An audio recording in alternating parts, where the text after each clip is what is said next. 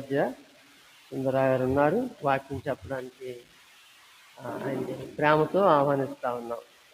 ఆఖరు మీటింగుల్లో ప్రభు నామమును బట్టి ఆశతో వచ్చిన మీ అందరికీ కూడా నేను ముందుగా వందనాలు చెల్లించుకుంటూ ఉన్నాను. మనము ఈ 4 రోజులు కూడా ఒక ప్రత్యేకమైన థీమ్తో వెళ్తూ ఉన్నాం.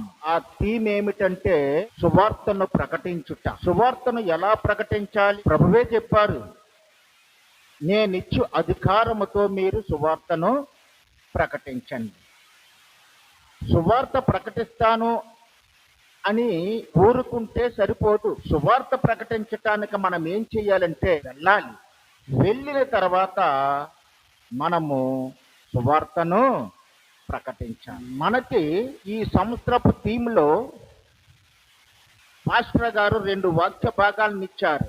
అందులో ఒక వాక్య భాగము కొరింథీయులకు రాసిన మొదటి పత్రిక 9వ అధ్యాయము 16వ వచనము, నేను సువార్తను ప్రకటించుచున్నను, నాకు అతిశయ కారణము లేదు. సువార్తను ప్రకటించవలసిన భారము నా మీద మోపబడి ఉన్నది. అయ్యో, నేను సువార్తను ప్రకటించకపోయిన ఎడల నాకు శ్రమ. పౌలు గారు ఈ మాటలను కొరింథీ సంఘమునకు రాస్తున్నారు. ఈ అపోస్తులుడైన పౌలు ఆ మాట ఏమంటున్నాడంటే, నేను సువార్త ప్రకటించుతున్నాను, నాకు అతిశయ కారణము లేదు. అతిశయం అంటే ఏమిటి? ఎవరైనా ఏదైనా చిన్న పని చేశారనుకో, ఆ పని చేసిన వాడు ఏం చేస్తాడు? నా వల్లే జరిగింది ఇది అంటే మన భాషలో చెప్పుకోవాలంటే పోజు కొడతాడనమాట. ఈయన ఎన్ని ఆత్మలు సంపాదించినా దీనుడిగానే ఉంటున్నాడు, ఎవరి దగ్గర డబ్బా కొట్టుకుంటలేదు. నాకు అతిశయ కారణం అనేది లేదు. ఎందుకంటే ప్రభువుకి నేను రుణస్థుడిని. మనం ఎవరమండి?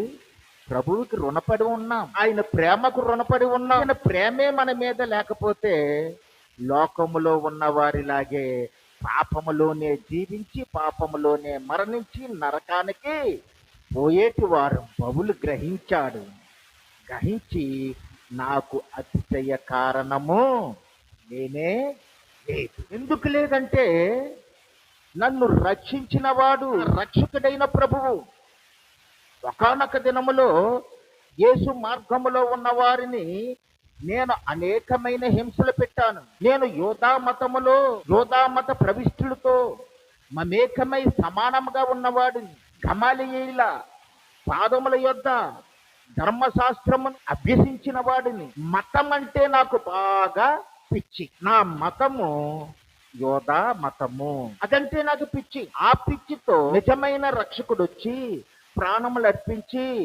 రక్షణ తీసుకొస్తే ఆ రక్షణను అంగీకరించిన స్త్రీలను పురుషులను నేను పట్టుకొని హింసించాను, కొట్టాను, చంపించాను. చంపేవారికి కొట్టేవారికి నేను ఎంకరేజ్ చేశాను. అలాంటి దుష్టుడినైన నన్ను దమస్కు మార్గములో యేసు ప్రభువు అగుపడి దర్శనమిచ్చి నన్ను తన రక్షణకు పాత్రుడిగా చేశాను. లేకపోతే నేను ఆ పాపములోనే ఉందును. నేను రక్షించబడ్డాను కాబట్టి నా వలె నశించిపోతున్న వారు రక్షింపబడాలని నాకు భారం ఉంది అంటున్నాడు. అయ్యో, సువార్త ప్రకటించకపోయిన ఎడల నాకు శ్రమ. ఇది ఆనాడు పౌలు గారు చెప్పిన మాట అని మనము వదిలేయకూడదు. పరిశుద్ధ గ్రంథము మాటను మీకోసమే రాశాడు, నా కోసం రాశాడు, మనందరి కోసం రాశాడు. ఒకసారి మనం మనసులో ఈ మాటను అనుకోవాలి, అయ్యో, సువార్త ప్రకటించకపోయిన ఎడల మనకి శ్రమ. ఆయన్ని కొరడాలతో కర్రలతో రాళ్లతో కొట్టారు, భరించాడు. ఎవరి కొరకు?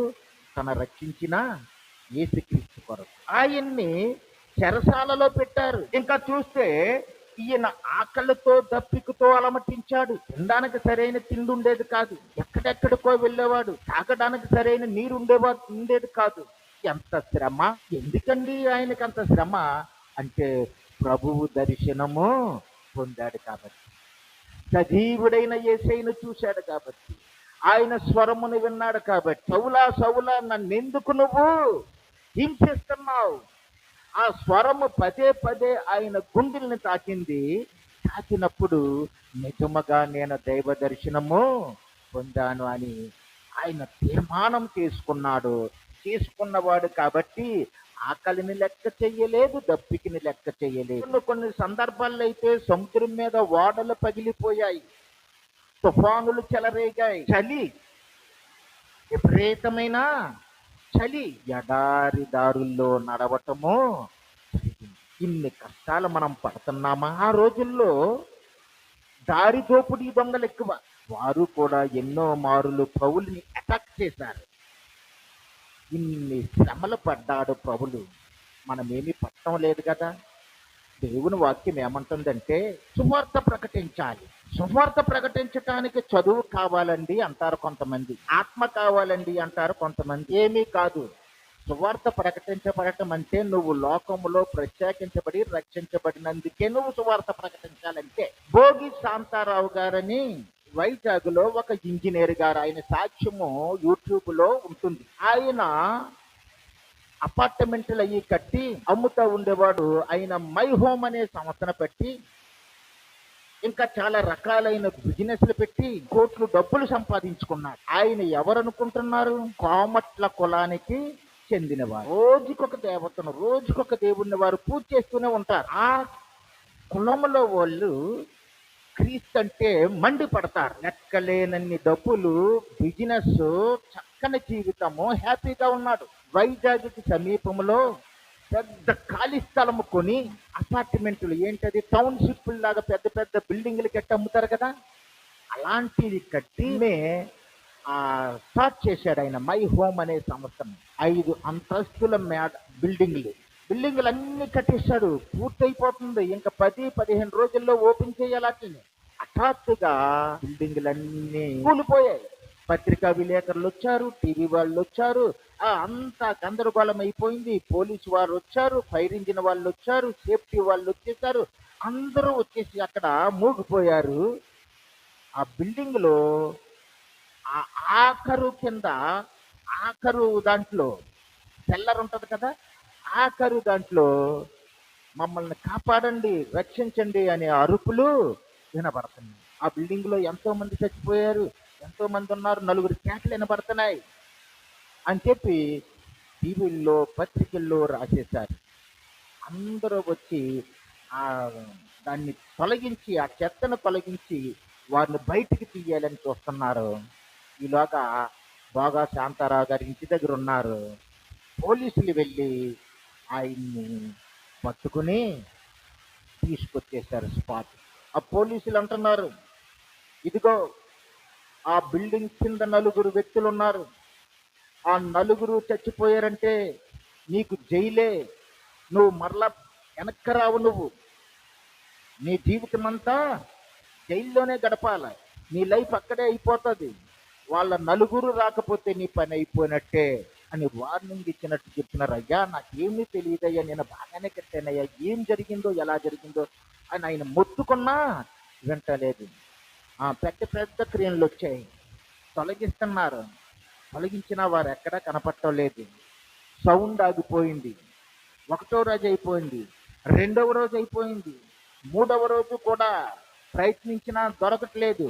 ఇక పోలీసులు ఏమనుకున్నారంటే ఆ లోపల ఉన్న వాళ్ళు చచ్చిపోయారు, వీళ్ళు నుదిలేస్తే ఏదో ఊరు పారిపోతాడు, అందుకని జైలుకి తీసుకుపోతారని తీసుకెళ్ళిపోతూ ఉన్నారు.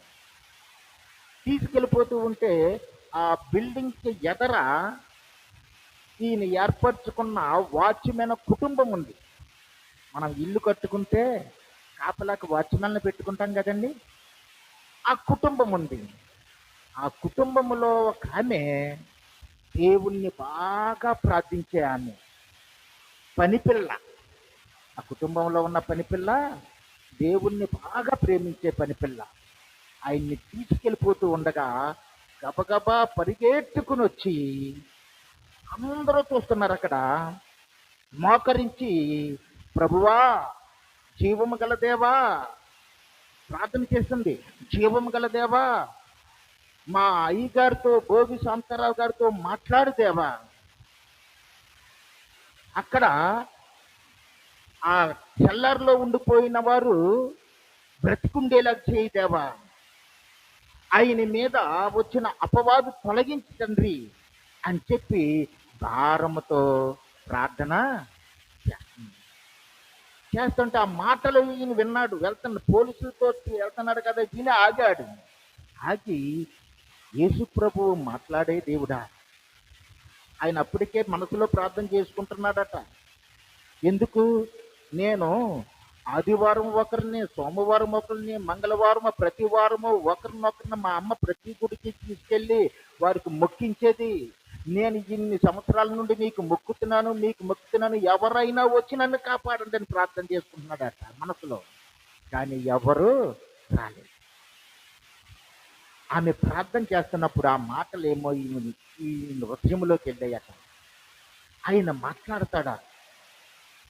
ఈయన మనసులో అనుకున్నాడు, నిజముగా యేసు ప్రభువు దేవుడైతే ఆయన నాతో ఇప్పుడు మాట్లాడితే నేను ఎప్పుడూ కూడా ఆయన్ని విడిచిపెట్టను, ఆయనే నా దేవుడని నేను అంగీకరిస్తానని మనసులో అనుకున్నాడట. అనుకున్న వెంటనే ఆకాశం నుండి ఒక స్వరం వచ్చింది. శాంతారావు, నువ్వు భయపడకు, నువ్వు వెతుకుతున్న ఆ నలుగురు అక్కడే ఉన్నారు, అక్కడే వెతుకు అని స్వరం వచ్చిందట. ఈయనకి నిజంగా యేసు ప్రభు మాట్లాడుతున్నాడని అర్థమైపోయి, అయ్యా అక్కడే ఉన్నారు, అక్కడే వెతుకంటున్నావు, ఎక్కడ వెతకాలి నేను? నాకెక్కడ అంతా ఒకలాగే ఉంది, అంతా కూలిపోయిన మట్టి పిల్లలు అదే ఉన్నాయి కదా, ఎక్కడ నేను వెతకను? ఒక పక్కన క్రేన్లతో తీస్తున్నారు, ఒక పక్కన మనుషులు చేస్తున్నారు, ఎక్కడా దొరకట్లేదు. అంటే నువ్వు జాగ్రత్తగా చూడు అన్నప్పుడు ఆయన అలాగా చూస్తూ ఉండగా ఎక్కడైతే ఆ నలుగురు ఉన్నారో కింద అక్కడ ప్రకాశవంతమైన ఒక వెలుగు వచ్చేసిందట. ఇలాగ లేచి అలాగెళ్ళిందట ఆ వెలుగు. వెళ్తే అక్కడ పత్రికా విలేకరులు, టీవీ వాళ్ళు అన్ని ఫోటోలు తీశారు. ఈయనకు అర్థమైంది, దేవుడు నన్ను అక్కడే వెతకమంటున్నాడు. గుణపం తీసుకుని వెళ్ళి ఆయన చూపించాడు కదా, తవ్వుతున్నాడు. ఈయన్ని చూసి 2 పోలీసులు కలిశారు, ఆ తర్వాత ఫైర్ ఇంజిన్ వాళ్ళు కలిశారు. అందరూ తవ్వుతున్నప్పుడు అక్కడ ఒక సొరంగం లాంటిది దారి ఏర్పడి అందులో నుండి ఒక మగవాడు, అతని భార్య, అతని యొక్క 2 పిల్లలు కూడా ఒకళ్ళ వెనకాల ఒకళ్ళు బయటకు వచ్చారు. విచిత్రం ఏమిటంటే ఆ వచ్చిన వాళ్ళని హాస్పిటల్కి తీసుకెళ్ళి పరీక్ష చేయిస్తే ఒక్కరికి కూడా ఇంత దెబ్బ తగలలేదు. శాంతారావు గారిని అరెస్ట్ చేయకుండా వదిలేశారు. మరి ఇక్కడ ఎవరు చెప్పారు సువార్త? అక్కడ ఎవరు చెప్పారంటే, చదువు సంచలు లేక విశ్వాసంతో జీవిస్తున్న పనిపిల్ల సువార్త చేసింది. పనిపిల్ల చేసే పని నీ ఇంటిలో వాళ్ళ కోసము నువ్వు చేయలేవా? ఇప్పుడు పోగా శాంతారావు గారు వారి కుటుంబం అంతా మారిపోయింది. ఆయన కంపెనీలో 300 మంది పైన పనిచేస్తారట. 300 మంది ఆ ఉద్యోగుల్లో దగ్గర 200 మంది దేవుణ్ణి నమ్ముకున్నారట. అక్కడికి వచ్చిన పోలీసులు ఈ దృశ్యాన్ని అంతా చూశారు కదా. ఆ దృశ్యం చూసిన పోలీసులు, అమ్మో యేసుక్రీస్తే నిజమైన దేవుడు అని చెప్పి 17 మంది పోలీసులు మారు మనసు పొంది వారు దేవుని పిల్లలుగా మారిపోయారట. ఇన్ని అద్భుతాలు ఒక చిన్న పని పిల్ల వల్ల జరిగినప్పుడు నీ కుటుంబంలో నువ్వే అద్భుతం చేసిన దేవుని కుమార్తెవు, నువ్వే దేవుని కుమారుడువు. మనము దేవుని వైపు చూసి సువార్త చేయడానికి వచ్చినప్పుడు మనము దేవుడే మనల్ని ఎన్నుకుంటాడు. పౌలుని అలాగే ఎన్నుకున్నాడు. అయ్యా పౌలు, నీకున్న అధికారం ఏమిటి, నీకున్న హక్కు ఏమిటి అంటున్నప్పుడు ఈయన అంటున్నాడు కదా, అపోస్తలుల కార్యాలు 22వ అధ్యాయము 17వ వచనాన్ని మనం చూద్దాం. అంతట నేను యెరూషలేమునకు తిరిగి వచ్చి దేవాలయములో ప్రార్థన చేయుచుండగా పరవశుడునై ప్రభువును చూచి తిని. ఆ అనుభవంలోనికి నువ్వు వస్తే పౌలు వలె ఎన్నో ఆత్మలను నువ్వు రక్షించుకోగలుగుతావు. పౌలు ప్రభువును చూశాడట. ఇంకా ఇంత డైరెక్ట్ గా ప్రభువు కనపడితే ఇంకా ఆశ్చర్యం ఏముంది? ఇందాక శాంతారావు గారికి కనపడినట్టు మరి రక్షించబడిన పౌలు ఒక సమాజ మందిరం దగ్గరికి వెళ్ళాడు. ఈయనకి ఎప్పుడూ వ్యతిరేకతలే. ప్రభువు కోసం చెబుతుంటే ఆ యూదులు ఊరుకుంటలేదు, రోమీలు ఊరుకుంటలేదు, అక్కడ ఉన్న అన్యులు కూడా వారు తిరుగుబాటు చేస్తున్నారు. ఈయన ఆ సమాజ మందిరములోనికి వెళ్ళి క్రీస్తు మానవుల కొరకు ఏమి చేశాడో బోధిస్తూ నేను ఎందుకు సువార్త ప్రకటిస్తున్నానో తెలియపరుస్తూ ఉన్నాడు. అపోస్తుల కార్యాలు 13వ అధ్యాయంలో ఏమంటున్నాడంటే ఆయన, అప్పుడు పౌలు నిలబడి అంత్యొకయ సమాజ మందిరములో ఇశ్రాయేలీయులు ఐగుప్తు నుండి ఎలాగైతే విడిపించబడ్డారో, దేవుడు వారి మధ్య ఎంత అద్భుత కార్యాలు చేశాడో, దేవుడు ఎర్ర సముద్రమును ఎలాగ పాయలు చేశాడో, మన్నాను కురిపించాడు, బండ నుండి నీళ్లు రప్పించాడు, వారి ఎన్నో అద్భుతాలు వారి ఆత్మీయ యాత్రలో చేశాడు. అలాంటి ఆత్మీయ యాత్రలో చేసిన దేవుడు మనందరి రక్షణ కొరకు ఆయన కుమారుడైన యేసుక్రీస్తును మన మధ్యకు పంపించాడు. ఆయన మెస్సయ్య. మనం ఏ అభిషిక్తుని కోసమైతే చూస్తున్నామో, ఏ రారాజు కోసమైతే ఎదురు చూస్తున్నామో, మన ప్రవక్తలు ఎవరి కోసమైతే చెప్పారో, మోసే ధర్మశాస్త్రం ఎవరి గురించి అయితే రాయబడిందో ఆయన వచ్చాడు. కానీ మన కళ్ళు మసకబారి, మన హృదయము కొవ్వెక్కి, మన చెవులకు మందం పుట్టి మనము వినలేకపోయాము, చూడలేకపోయాము, గ్రహించలేకపోయాము. గ్రహింపు లేని మనము మతమనే పిచ్చిలో పడి రక్షణ ఇవ్వడానికి వచ్చిన రక్షకుడినే సిలువ వేసి చంపేస్తాం. ఆయన ప్రభువైన యేసుక్రీస్తు. ఆ ప్రభువైన యేసుక్రీస్తును నేను ప్రకటిస్తూ ఉన్నాను. ఎందుకంటే ఇది నాకు ప్రభువిచ్చిన పని, భారము. నేను మోయవలసిన భారం అది, నమ్మండి అని ఆయన చెప్పేవాడు. ఇదే విషయము మనము యెహెజ్కేలు గ్రంథము 2వ అధ్యాయములో కనిపిస్తుంది. అక్కడ ఇశ్రాయేలు ప్రజలు చెడిపోయారు, పాపులైపోయారు, తిరుగుబాటు చేసేవారైపోయారు. వారి జీవితం ఏమైపోయిందంటే చాలా దారుణమైన పాపపు ఊపిలో చిక్కుకున్నా మేము పాపం చేయట్లేదు, మేము చాలా బాగా బ్రతుకుతున్నాము అనుకుంటున్నారు. ఇప్పుడు కూడా అలాంటి వాళ్ళు ఎంతమంది ఉన్నారండి? వాడు పాపే, దుర్మార్గుడే. నేను దుర్మార్గుని కాదనుకుంటాడు, నేను పాపిని కాదనుకుంటాడు, నేను చాలా మంచివాడు, నా అంత మంచివాడు ఎవరున్నారు అనుకుంటాడు. కానీ వారు పాపములో జీవిస్తున్నారని, పాపము వారిని చుట్టి వలలో పట్టి బంధించి ఉంచింది, ఏదో ఒక రోజున వారిని కాటేస్తుందని వారికి తెలియకనే ఇలాంటి దుష్కార్యాలకి పాల్పడుతూ ఉంటుంటారు. ఇక్కడ చూస్తే యెహెజ్కేలుతో అంటున్నాడు కదా, యెహెజ్కేలు నా ప్రజలు పరమ దరిద్రులైపోయారు, పాపాత్ములైపోయారు, కాబట్టి నువ్వు చక్కగా నిలబడు అంటుంది. వార్త చేయడానికి వెళ్ళిన వాళ్ళు ముందు ఏం చేయాలండి? చక్కగా నిలబడాలి. మనం ఏం చేయాలి? చక్కగా నిలబడాలి. దేవుని ఎదుట చక్కగా నిలబడటం ఎవరు చేయగలుగుతారు? పాపము లేని వారే, నీతివంతంగా బ్రతికేవారే, పరిశుద్ధంగా జీవించేవారే చక్కగా నిలబడగలుగుతారు. యెహెజ్కేలు నువ్వు చక్కగా నిలబడు, నేను నీతో మాట్లాడబడును అని అన్నప్పుడు యెహెజ్కేలు ఏం చేశాడట? చక్కగా నిలబడినాకు చూశాడా? లేదు. మనకే కూడా ప్రభు మాట్లాడితే వెంటనే వినయులు అనిపించదు, చెవిటి వాళ్ళలాగా నటిస్తాం, తెలియనట్టు మనము ప్రవర్తిస్తాం. ఈ యెహెజ్కేలు కూడా అలాగే చేసినప్పుడు అప్పుడు ఆత్మ అతనలోకి వచ్చిందట. ప్రభు మాట విని నువ్వు పక్కకు పోతావా? ఉండు, నీ పని చెప్తానని చెప్పి దేవుని ఆత్మ ఎందులోకి వచ్చేసింది? అందులోకి వచ్చేసింది. ప్రభు ఆత్మ వచ్చేసింది. ప్రభు ఆత్మ వచ్చేసినప్పుడు ఇప్పుడు చక్కగా నిలబడ్డాడు. అంటే దేవుడు చెప్పే ప్రతి మాట వినడానికి చెవిస్తున్నాడు, గ్రహించటానికి హృదయం తెరుస్తున్నాడు, ప్రభువును స్పష్టంగా చూస్తున్నాడు.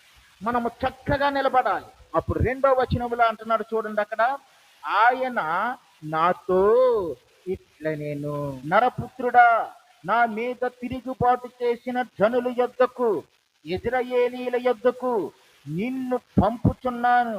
వారును వారి పితరులను నేటి వరకు నా మీద తిరుగుబాటు చేసిన వారు. ఆ రోజుల్లో ఎలా ఉందో సేమ్ అదే సిచ్యువేషన్ ఈ రోజుల్లో ఉంది. అవునంటారా కాదంటారా? అదే సిచ్యువేషన్ ఉంది. దేవుని మీద తిరుగుబాటు చేసే జనాంగం ఉంది. వారు దేవునికి విరోధులై నడుచుకుంటారు, దేవుని మార్గాన్ని చెరుపుతారు, సువార్తను అద్దుకుంటారు, మంచి పనులు చేయనివ్వరు, మంచి పనులను ఏమాత్రమో చేయనివ్వరు. ఎంతమంది యువకులు పాడైపోతున్నారో చూడండి.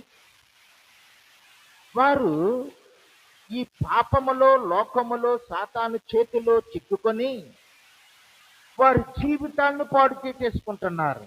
తిరుగుబాటుదారులుగా మారిపోతున్నారు. రంగమునకు వెళ్ళరు, చర్చికి వెళ్ళరు, వాక్యము వినరు, జీవితాన్ని చక్కగా మలుచుకోరు. యువకులు ఆ సాతాను ఉచ్చులో చిక్కుకొని రకరకాల వ్యసనాలకు బానిసలైపోయి వారి జీవితాన్ని వారే పాడు చేసేసుకుంటున్నారు. సిగరెట్ పెట్టి మీద పెద్ద బొమ్మ ఉంటుంది, ఉంటుందా లేదా? ఏంటా బొమ్మ? అరే బాబు, సిగరెట్ కొనుక్కుంటున్నావో యువకుడా, నువ్వు దీన్ని తీసుకుని నీ ఇష్టానుసారంగా కాల్చావంటే ఏదో ఒక రోజున నీకు ఈ జబ్బు వస్తుందిరా. ఈ జబ్బు పేరు ఏంటంటే క్యాన్సర్ అంటున్నాడు. క్యాన్సర్. సిగరెట్ పెట్టే సువార్త చేస్తుంది, సిగరెట్ పెట్టే సువార్త చేస్తుంది. మనం చేయలేకపోతున్నాం. తర్వాత అక్కడ మందు మద్యపానీయం చేస్తున్న వాళ్ళకి ఏమని వేస్తున్నారంటే అక్కడ, ఇది మీరు తీసుకుంటే, ఈ మత్తు పానీయాలు తీసుకుంటే అది క్రమక్రమంగా నీ జీవితాన్ని దెబ్బ కొట్టేస్తుంది, ఏదో ఒక రోజున నీ కిడ్నీలు డ్యామేజ్ చేస్తుంది, నీ యొక్క ఏం చేస్తుంది, లివర్ని పాడు చేస్తుంది, నీ జీవితాన్ని మొత్తం నాశనం చేసేస్తుంది. ఇవన్నీ సువార్తలు చేస్తున్నాయి. సాతానుడు దేన్నైతే సృష్టించాడో ఆ సృష్టించిన ఆ పాడువే ఏం చేస్తున్నాయి, చెప్తున్నాయి మనకి, ఇదిగో దీనివల్ల నేను నీకు కీడు చేస్తాను రోయ్, ఇది తాగితే నీ జీవితాన్ని నాశనం చేస్తాను రోయ్. ఆడు సృష్టించినవే మనకు సువార్త చేస్తున్నాయి. మరి రక్షింపబడిన మనం ఎందుకు మౌనంగా ఉంటున్నాం? ప్రభువు రక్తం ఇచ్చి కొన్నాడే నిన్ను, నీ కోసం శ్రమపడ్డాడే, నీ కోసం ప్రాణమిచ్చాడే. ప్రాణమిచ్చి మంచి మార్గములోనికి మన వారిని తీసుకురమ్మంటున్నప్పుడు మనం మౌనంగా ఎందుకుంటున్నాం? ఉండకూడదు. 3వ వచనములో ఏమంటున్నాడంటే, వారు ఎలాంటి వారట? నా మీద తిరుగుబాటు చేస్తున్నారు, సిగ్గుమాలిన వారటారు. ఆ జనులకి ఎలాంటి పేరట? సిగ్గుమాలిన వారు. చేసిన తప్పే మరి మళ్ళా చేసేవాడికి సిగ్గు ఉంటుందటండి? ఉండదు. ఒకసారి తప్పు చేశారనుకో ఎవరన్నా, అరే బాబు నువ్వు ఈ తప్పు చేసావురా అన్నప్పుడు అది మానేసుకున్నాడు అనుకో, సిగ్గుపడి మనసులో నొచ్చుకొని పశ్చాత్తాపడి మానేశాడంతే. కానీ అదే తప్పును మరీ చేస్తుంటే, అదే పాపాన్ని మరలా చేస్తూ ఉంటే అలాంటి వాడిని వాక్యం ఏమంటుందంటే, నువ్వు సిగ్గుమాలిన వాడవు అంటుంది. ఏమంటుంది? సిగ్గుమాలిన వాడు, సిగ్గుమాలిన వాడు. ఇంకా ఏమంటున్నాడట? కఠిన హృదయులట. వారి హృదయం ఏమైపోతుందట? కఠినమైపోతుంది. ఈరోజు ఏమనలేదులే ఇంట్లోని, రేపు ఏమన్నారు, రేపు ఈరోజు ఏమన్నా అంటే తిరుగుబాటు చేస్తాను కదా, నేను తిరుగుబాటు చేస్తుంటే వాళ్ళు నా తిరుగుబాటుకు తట్టుకోలేరు, నా కోపానికి తట్టుకోలేరు. పోతే పోయేట్లే దరిద్రుడు ఆడి కర్మ అని వదిలేస్తారు.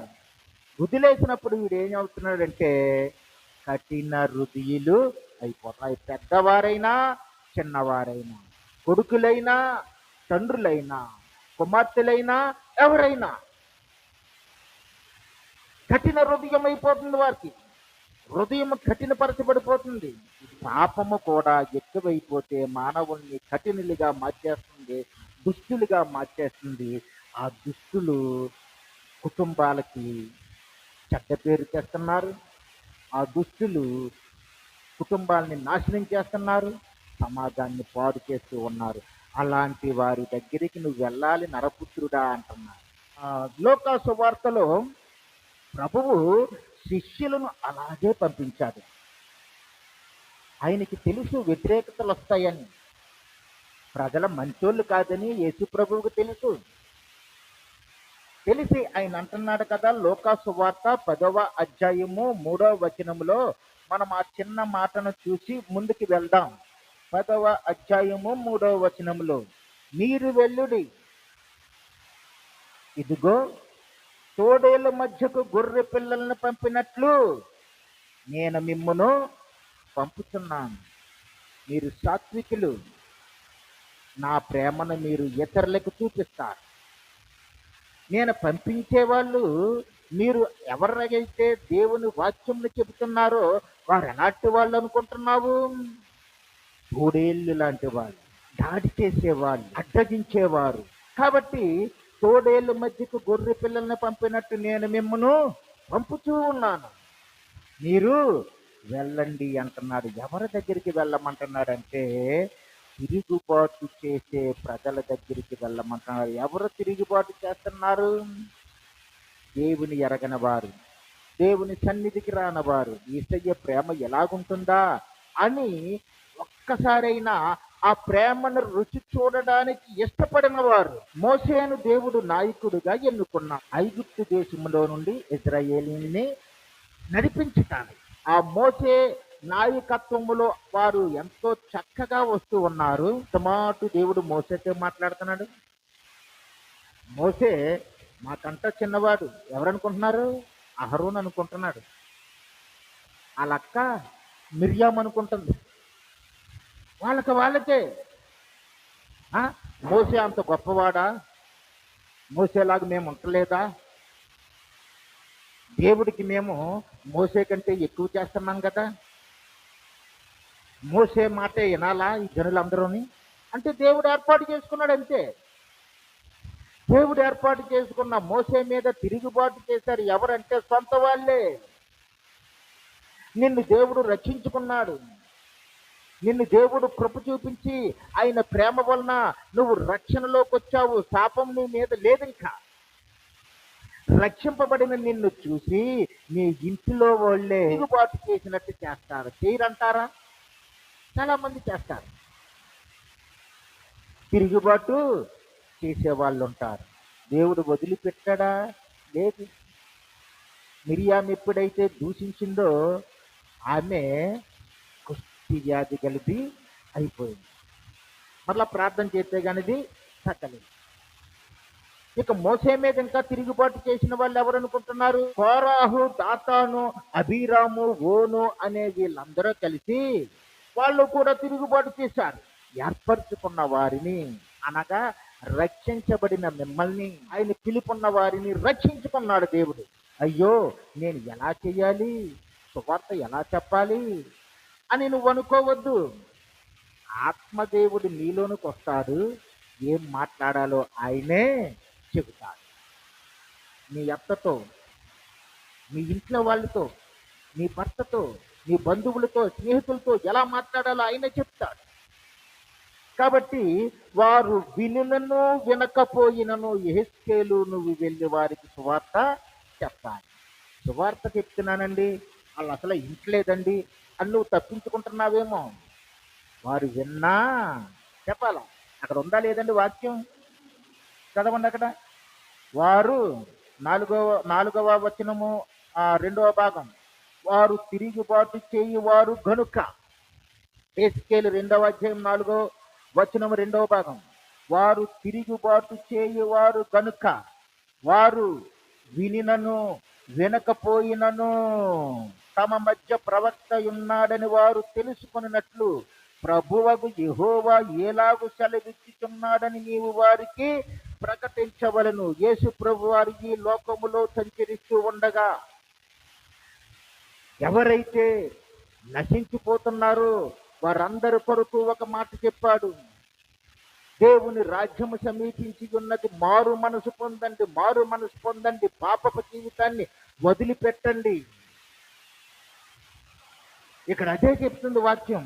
వారు విన్నా వినకపోయినా నువ్వు కంపల్సరీ చెప్పాలట. చెప్పటానికి ఏముండాలని చెప్పాను నిన్న? ప్రార్థన ఉండాలి, వాక్యం ఉండాలి, సాక్ష్యం ఉండాలి. ఈ వీటితో పాటు దేవుని సమయమును చూసి దేవుడిచ్చే సమయంలోనే నువ్వు వారికి సువార్తను చాటాలి. మరి వారు వినినను వినకపోయినను నువ్వు వారికి సువార్త చెప్పు. 5వ వచనంలో అంటున్నారు చూడండి, అక్కడ యేసులోనే, నరపుత్రుడా నువ్వు బ్రహ్మదండి చెట్లలోనూ ముండ్ల తుప్పలలోనూ తిరుగుచున్నావు, తేళ్ల మధ్య నివసించుచున్నావు. అక్కడ ఎలాంటి ప్రజలు ఉన్నారో తెలియజేస్తున్నాడు. ఈ లోకములో కూడా అలాంటి వారే ఉన్నారు. ఎలాంటి వారు అంటారు? బ్రహ్మజముడి చెట్లు లాంటి వారట, ముళ్ళ తుప్పలు లాంటి వారట, తేళ్ళట. మనుషులకి పోలిక పెడుతున్నాడు. ఈ బ్రహ్మదండు చెట్లట కఠినమైన ముళ్ళు ఉంటాయట. మనము సీమ తుమ్మ కదా, సీమ తుమ్మేనమ్మా అంట, పెద్ద ముళ్ళు ఉంటుంది కదా, రోడ్ల పక్కన మొలుస్తుంది, అది గుచ్చుకుంటే సెప్టిక్ అయిపోతుంది. అలాంటి ముళ్ళ కంపను చూసే అల్లుపోతున్నాము. ఈ బ్రహ్మదండి చెట్టు యొక్క ముళ్ళట విషపూరితమై ఉండి ఎంత పొడవు ఉంటుందట, ఇంత పొడవు. ఆ ప్రాంతంలో అది గుచ్చుకుందంటే ఇంకా కాలు గుచ్చుకుంటే కాలుని తీసేయటం, చేతికి గుచ్చుకుంటే అలాంటి మనుషులు వీళ్ళు. వాళ్ళు ఎలాంటి వారు? దుర్మార్గులు, అహంకారులు, దేవుని సువార్తను ఎదిరించేవారట ఇలాంటి వారు. అలాంటి వారు లోకములో విస్తరించిపోయి ఉన్నారు. అలాంటి వారి కోసం నువ్వు ప్రార్థన చెయ్యి. ప్రభువు ప్రేమను చెప్పే ముందు నువ్వు ప్రార్థన చెయ్యి. అయ్యా, నేను బ్రహ్మదండి చెట్ల మధ్యకి వెళ్తున్నాను, తిరుగుబాటు చేసే ప్రజల యొద్దకు వెళ్తున్నాను. నీ ప్రేమ వారికి తెలియదయ్యా, నీ ప్రేమను ఎలాగ తెలియచేయాలో నాకు బోధించవా అని నువ్వు ఏం చేయాలి? ప్రార్థించి అక్కడికి వెళ్ళాలి. రెండవదేటి? ముళ్ళ తుప్పలు. ఈ ముళ్ళ తుప్పలు పాపపు స్వభావం కలిగిన వారు అన్నమాట. పాపపు స్వభావం. ముళ్ళు చూడండి, మనము ముట్టుకున్నా అది మనల్ని వచ్చి కొట్టినా మనకే బాధ. ముళ్ళ కంప మీద చెయ్యేసావనుకో నీకే బాధ. అది వచ్చి నీ మీద పడ్డదనుకో నీకే బాధ. అంటే పాపాత్ముల మాట వీరు, పాపపు స్వభావం ఉన్నవారు. ఇంకా చూస్తే యేసు ప్రభు వారు కొన్ని విత్తనాలు చల్లుతూ ఉన్నప్పుడు ఆ విత్తనాలలో కొన్ని వెళ్ళి, విత్తువాని ఉపమానంలో కొన్ని వెళ్ళి ఎక్కడ పడ్డాయట? ముళ్ళ పొదలలో పడ్డాయి. ఈ ముళ్ళ పొదల్లో పడినప్పుడు ఆ విత్తనాలు ఎదుగుతూ ఉంటే, అనగా ఈ ముళ్ళ పొదలు ఏంటి? మన చుట్టూ ఉన్న లోక సంబంధమైన మనుషులు. మనము విశ్వాసంలో ఎదుగుతూ ఉంటుంటే మన విశ్వాసాన్ని వాళ్ళు ఏం చేస్తున్నారు? అణిచేస్తున్నారు, అణిచేసేవారు. అలాంటి వారు నీ మధ్య ఉన్నారు. ఆ తర్వాత తేళ్ళు లాంటి మనుషులు కూడా ఈ లోకంలో ఉన్నారు. తేలు చూడండి, తేలు దాని కొండెములో విషం ఉంటుంది. ఇది విషపూరితమైనది, హాని కలిగించేది. కొందరు మాటలు ఏం చేస్తాయట? ఈ తేలిలాగే హాని కలిగించే మాటలు, నొప్పించే మాటలు. మాటలు మాత్రమేనా, వారి క్రియలు కూడా హానితో కూడుకున్న క్రియలుగా ఉంటాయి. కాబట్టి ఇలాంటి వారి దగ్గరికి నేను నిన్ను పంపిస్తున్నాను. నువ్వు మాత్రం వెళ్ళి వారికి సువార్త చెప్పు. ఆ సువార్త కండిషన్ ఏమిటంటే వారు వినినను, ఆ డాష్ మీరు పేరు ఫిలప్ చేసేలా, వారు వినినను వినకపోయినను నువ్వు సువార్త చెయ్యాలి. భయపడకు, నేను నీకు తోడుగా ఉన్నాను. అపోస్తులుడైన పౌలు ఒక ద్వీపకల్పంలోకి వచ్చేస్తాడు. ఓడ పగిలిపోయి అక్కడ ఆగిపోయి వాళ్ళందరితో కలిపి ఒక ద్వీపకల్పంలోకి వచ్చేస్తాడు. అక్కడ చాలా చలేస్తుంది. చలేస్తే వారు మంట వేస్తారు. అక్కడ ఒక తెగవారు ఉంటారు. పౌలు కూడా, పౌల్లో ఒక గుణమండి, ఆయన ఏదైనా అనుభవిస్తున్నాడా అంటే ఆయనే తెచ్చుకుంటాడు. ఆయనే తెచ్చుకుంటాడు. ఆయన తిన్నా తిండికి డేరాలు గుట్టి సంపాదించుకుంటారు. తెలుసా? ఆయన తిన్నా తిండికి డేరాలు గుట్టి సంపాదించుకుంటారు.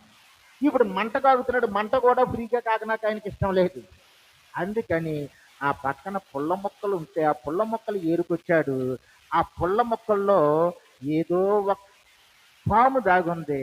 దాన్ని ఎలాగ తీసుకొచ్చి మంటలో ఎలాగేసాడు. ఆ వేడిగా అది ఏం చేసిందంటే ఈయన ఇక్కడ పట్టుకుంది. అందరూ చూస్తున్నారు. ఆ ద్వీపంలో వాళ్ళందరికీ తెలుసు అది ఏ రకమైన పాము. ఎందుకంటే అలాంటి రకమైన పాము కాట్లు తిని స్పాట్లో చచ్చిపోయి గిలగిల కొట్టుకుని చచ్చిపోయారట. ఈ పాము ఇలా ఏలబడుతుంటే పౌలు ఇలా చూసి ఏం చేశాడు? ఇలా దులిపేశాడు. వాళ్ళు అనుకుంటున్నారు వీడు చాలా నేరస్తుడై ఉంటాడు, ఎంతో మందిని చంపేసి ఉంటాడు, శిక్షణ తప్పించుకోవాలని వచ్చినా దేవుడు మాత్రము శిక్ష వేసేస్తాడు. చచ్చిపోతాడు కంచేపటికి. అసలు టైం అయిపోతుంది. 4-5 నిమిషాల్లో చచ్చిపోవాలి. ఈ పాము గరిస్తే 2 నిమిషాలు అయింది, ఇంకో నిమిషంలో చచ్చిపోతాడు.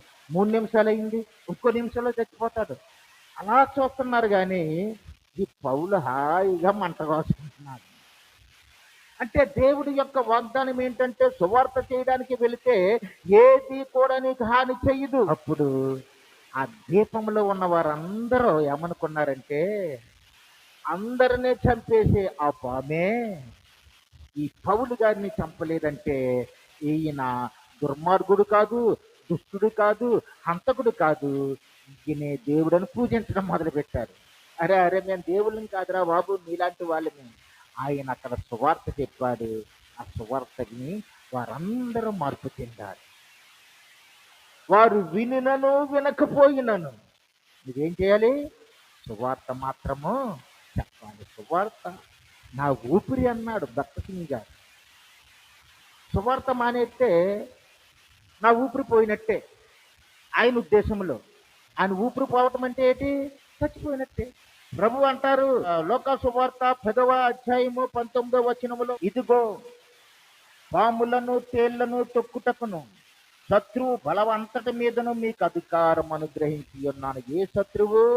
సాతాననే శత్రువు. నువ్వు సువార్తకి వెళ్తాడంటే వాడికి కూడా ఒళ్ళు మంటే. చెడ్డవారిని మంచివారిగా మార్చేస్తానంటే వాడికి ఒళ్ళు మండిపోదా? మండిపోతుంది. కాబట్టి వీళ్ళు ఎలాగోలాగా నేను మట్టు పెట్టాలి, ఎలాగలాగిన్ని సువార్త చేయకుండా అడ్డుపడాలి అని చెప్పి నిరంతరము సాతానుడు ప్రయత్నం చేస్తానే ఉంటారు. ఒక గ్రామంలోనికి భక్త సింగ్ గారు సువార్త చేయడానికి వెళ్ళారు. పగలంతా సువార్త చేశారు. అనేక మందికి దేవుని వాక్యాన్ని ప్రకటిస్తూ కన్ను చీకటి అయిపోయే వరకు సువార్త చేసి వాళ్ళ దగ్గర సెలవు తీసుకుని ఆ దారంట, మనకిలాగా ఇప్పుడు రోడ్లు ఉన్నాయి, మనకి సిమెంట్ రోడ్లు. ఆ రోజుల్లో రోడ్లు లేవు కదా, కంకర రోడ్డు లేకపోతే మట్టి రోడ్డు, పొంత రోడ్డు ఇలాంటివి ఉండేవి. ఆ పొంత రోడ్డు అంతా నడుచుకుంటూ వచ్చేస్తున్నాడు. ఆ దారం అలాగా హ్యాపీగా నడుచుకుంటూ వచ్చేస్తున్నాడు. ఒక చోటుకు వచ్చేటప్పటికి ఆయన ఇలాగ అడుగులు వేసుకుంటూ వస్తున్నప్పుడు ఈ కాలు ఇలాగే ఉండిపోయింది. ఎంతకి కూడా కిందకి దిగుతలేదు. అరే కిందకి రావట్లేదని చెప్పి ఇలా కిందకు గుంజుకుంటున్నాడు కానీ కిందకి దిగటం లేదు. ఏమిటి కిందకి దిగటం లేదు? ఏం జరిగింది అని ఒకసారి అలాగ కిందకి తీశాడు. కిందకు చూస్తే ఇంత లావైన త్రాచుపాము ఆవు ఆ రోడ్డు అటువైపు నుండి ఇటువైపుకి ఎలాగ వెళ్ళిపోతుంది. విషముతో నిండిన త్రాచుపాము. ఏమాత్రము భక్తసింగి గారు దాని మీద కాలేస్తే అది తిరగబడి ఎంత గాయపరిచినో, ఎంత విషం పంపించినో దేవుడికి తెలియదా? అందుకంటున్నాడు, శత్రువు బలమంతటి మీద, తేళ్ళ మీద, పాముల మీద, సాతాని మీద నేను నీకు అధికారం ఇచ్చానంటున్నాడు. కాబట్టి ప్రియమైన సంగమ, మనము సువార్తను వారు వినినను వినకపోయినను సువార్తను చేయాలి. అందుకే పౌలు సువార్త విషయంలో ఎంత ఖచ్చితత్వాన్ని పాటించాడండి. రోమిలికి రాసిన పత్రిక 1వ అధ్యాయం 16వ వచనములో, సువార్తను గూర్చి నేను సిగ్గుపడువాడును కాను, ఎలయనగా నమ్ము ప్రతివానికి, మొదట యూదునికి గ్రీసు దేశస్థునికి కూడా రక్షణ కలగ చేయుటకు దేవుని శక్తి అయి ఉన్నది. సువార్త అనేది 4 మాటలు. దేవుడు చెప్పమన్నాడు, 4 మాటలు చెప్పేసి వచ్చేసానులే అని నువ్వు అనుకుంటావేమో, కానీ ఆ మాటల్లోనే దేవుని శక్తి ఉంది. వారి హృదయంలోకి వెళ్ళిపోతుంది. నీకు నోటి మాటలే ఈ లెక్క. కానీ ఇక్కడ ఏమంటున్నాడంటే, సువార్త చెప్పుటకు నేను సిగ్గుపడిన వాడిని కాదు, కానీ యేసు ప్రభువు మరణ పునరుద్ధానాల కోసం నేను చెబుతుండగా ఆ మాటలు విన్న ప్రతి వారి హృదయంలోనికి దేవుని శక్తి వచ్చేస్తుంది. దేవుని శక్తి వచ్చిన ప్రతివాడు కూడా యేసే నా రక్షకుడు, నేను ఆయన ఎదుట మోకరించి ఆయనే నా దేవుడిగా అంగీకరిస్తానంటున్నాడు. అది దేవుని శక్తి. మనమంటే ఏమీ చేయట్లేదు. ఛత్తీస్గఢ్, ఉత్తరప్రదేశ్, హిందీ బెల్ట్లోని ఎన్ని శ్రమలు పెట్టినా రోజు అరెస్ట్ చేస్తారు. అక్కడ వాక్యం చెబుతున్న వారిని రోజు పోలీస్ స్టేషన్ తీసుకెళ్తారు, రోజు కోర్టుకి తీసుకెళ్తారు. కానీ వాళ్ళ సువార్తను మాత్రము ఆపనే లేదు.